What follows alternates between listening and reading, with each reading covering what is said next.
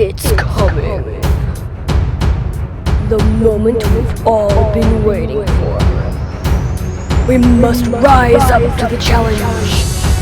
And that thing we must face is... On Writing Magic Part 1, Hard and Soft Magic Systems.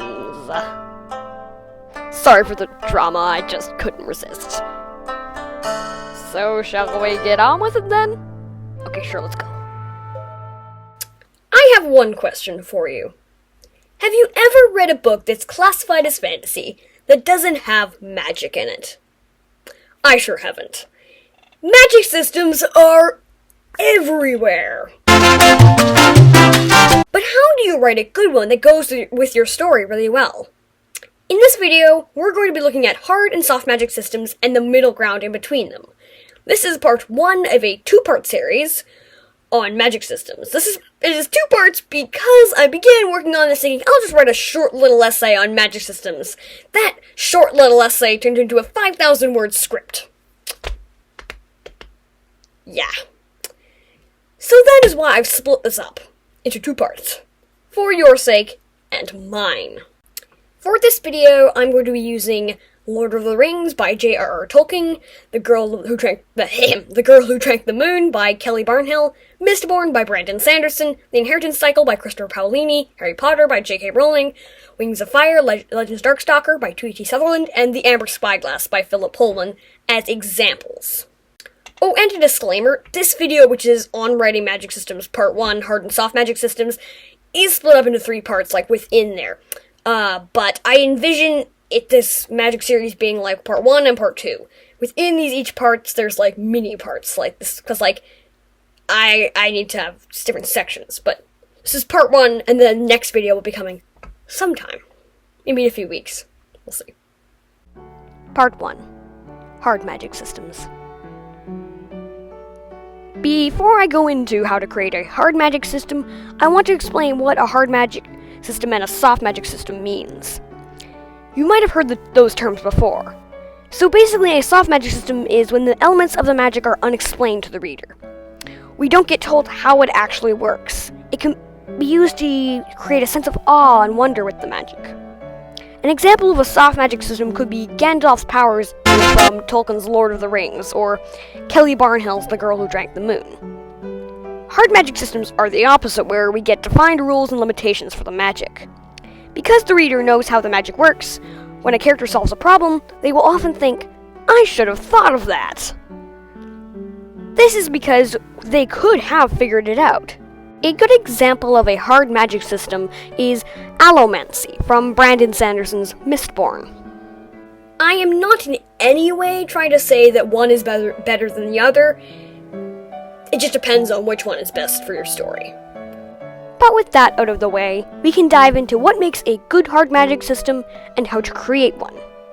As I said before, hard magic systems have clearly defined costs, weaknesses, and limits. Hard magic systems also offer the bonus that when a character solves conflict with magic, the reader could have figured it out themselves. It makes sense. But even though hard magic systems have rules and limits, that doesn't mean they have to follow the rules of science or physics. It can still be magic. If the reader understands how the magic works, then you can use the magic to solve problems.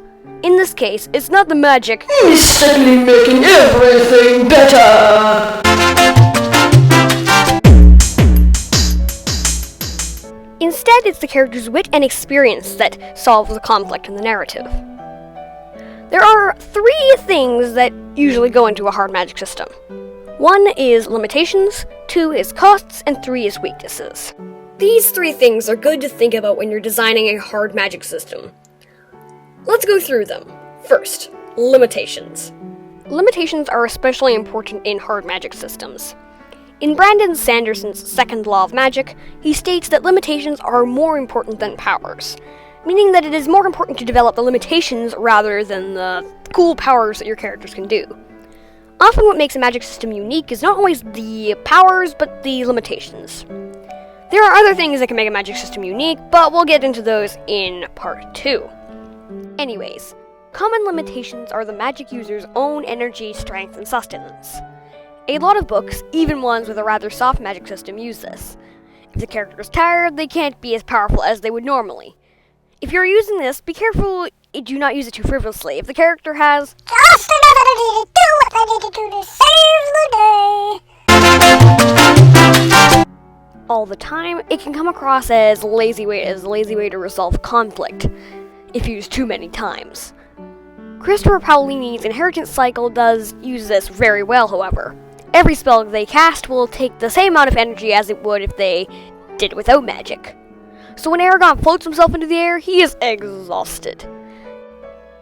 There are some exceptions to this. Obviously, magic can do things that, you ordinarily couldn't, but it is consistent in how much energy he has to use to do certain spells, is what I'm saying here. In Harry Potter, the magic is pretty broad. It's actually more on the soft side of the spectrum, but it still is a good example of limits. In Rowling's books, there's a spell for almost anything. Want to have someone burp up slugs? There's a spell for that. Want to levitate someone in the air? There's a spell for that. The real limitation here is the character's knowledge of the magic. They are limited by what spells they know. There might be a spell for something they need to do, like burping up slugs, but what if they don't know it? That's a limit. That said, the limitations in your story don't have to be like the ones I've mentioned here.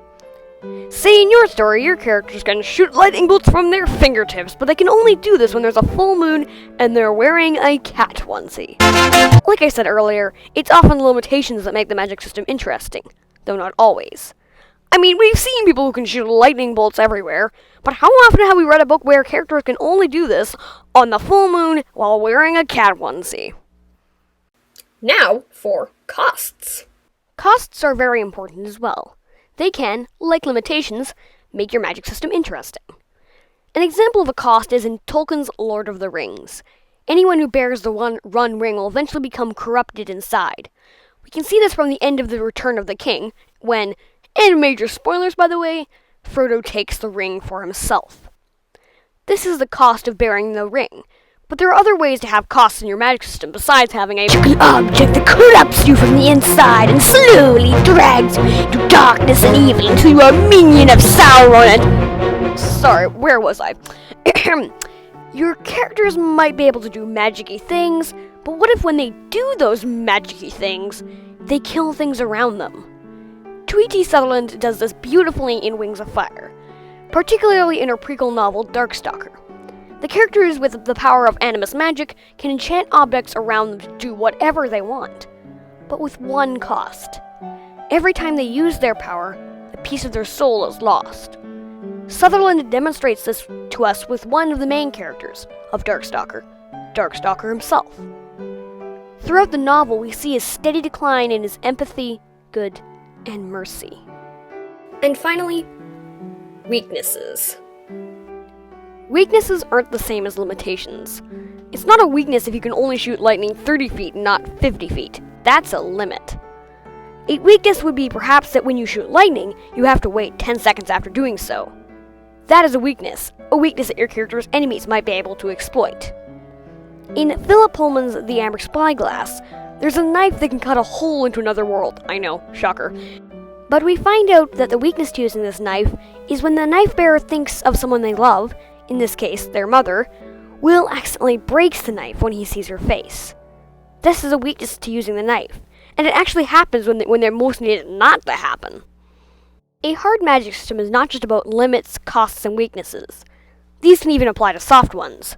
But to make a magic system hard, it's about the reader understanding how the magic works, so that when problems are solved, they feel that they themselves could have figured it out as well.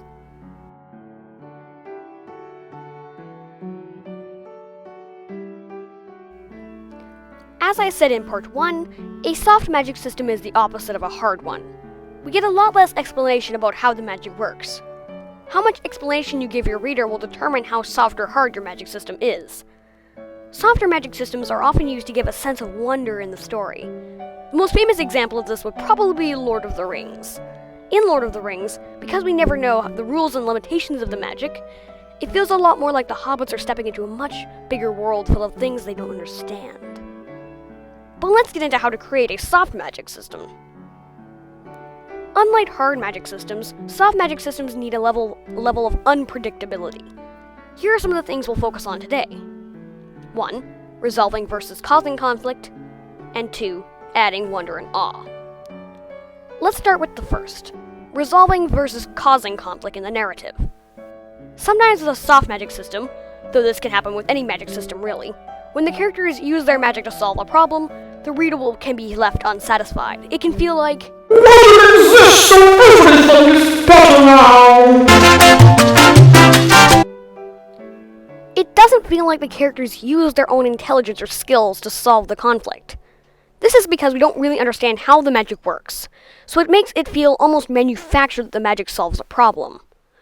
Kelly Barnhill's The Girl Who Drank the Moon has quite a soft magic system. We don't really know if there are any limits to what the magic can do. In the final face-off with the Sorrow Eater at the end of the book, Luna uses her wit to stop the Sorrow Eater, knowing that she feeds off sorrow. Some could argue that yes, she does somewhat use magic, though that is unclear. It works because the character is solving the conflict with her mind. I'm not trying to say you can never use a soft magic system to resolve conflict. It's been done really well before.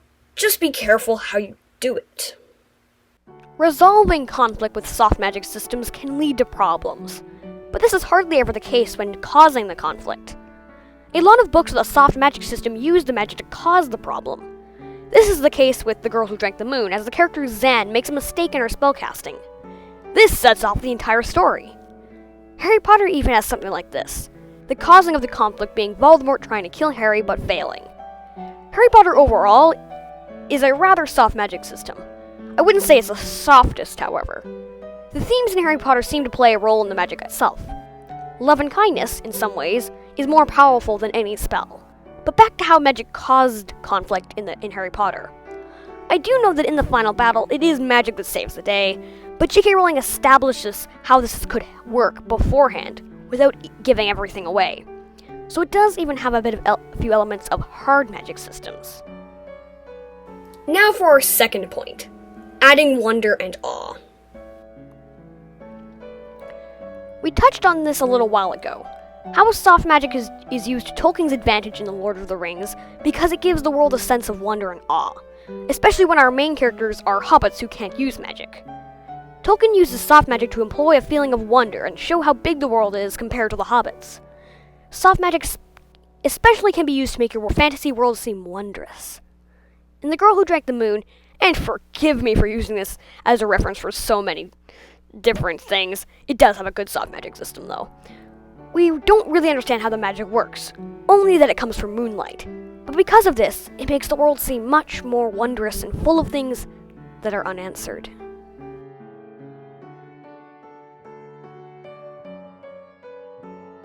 I've talked about hard and soft magic systems, but I want to make sure you understand that your magic system doesn't have to be one or the other.